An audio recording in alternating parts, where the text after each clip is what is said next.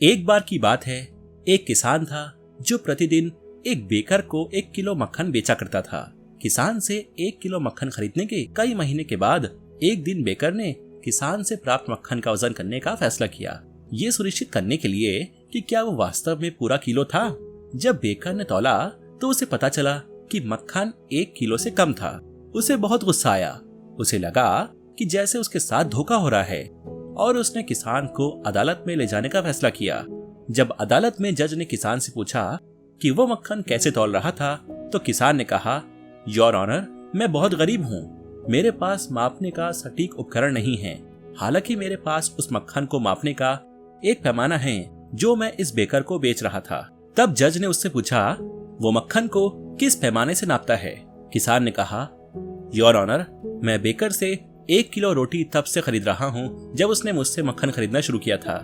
जब भी बेकर मेरे लिए रोटी लाता है, मैं उसे तराजू पर रखता हूँ और फिर उसी वजन को मक्खन में नापकर उसे बदले में देता हूँ। इसलिए यदि बेकर को ठीक 1 किलो मक्खन नहीं मिल रहा, तो वो अपने वादे के अनुसार 1 किलो रोटी भी नहीं दे रहा है।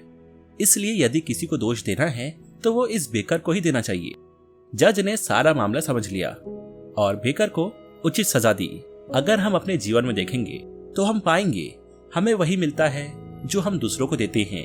यदि आप दूसरों को धोखा देने की कोशिश करेंगे तो बदले में आपको भी धोखा मिलेगा। अगर आप किसी के साथ ईमानदार हैं तो बदले में आपको भी ईमानदारी मिलेगी। ये सारा संसार कर्म के सिद्धांत पर टिका है। अच्छे कर्म करोगे तो अच्छा फल मिलेगा और बुरे कर्म करोगे तो बुरा फल मिलेगा। आप जितने अधिक ईमानदार होंगे, दूसरे लोगों पर भरोसा करना उतना ही आसान होगा और ये संदेह नहीं होगा कि वो आपको किसी तरह से धोखा दे रहे हैं। ईमानदारी हमेशा सबसे अच्छा रास्ता है, खासकर अगर आप चाहते हैं कि दूसरे आपके साथ ईमानदार रहें। इसलिए यदि आप चाहते हैं कि कोई आपके साथ विश्वासघात ना करे या आपको धोखा ना दे, तो आपको पहले स्वयं ईमानदार होना होगा।